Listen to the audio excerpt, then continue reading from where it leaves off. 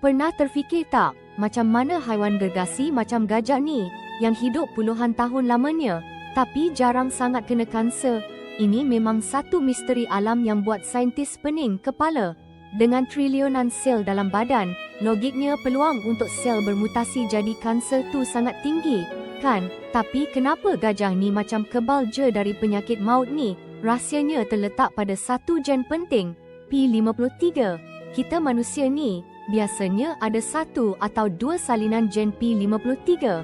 Tapi gajah, ia ada lebih daripada 20 salinan gen P53 yang aktif. Gen P53 ni ibarat pengawal keselamatan sel badan kita. Dia akan pastikan sel-sel yang rosak atau berpotensi jadi kanser tu dimusnahkan serta-merta.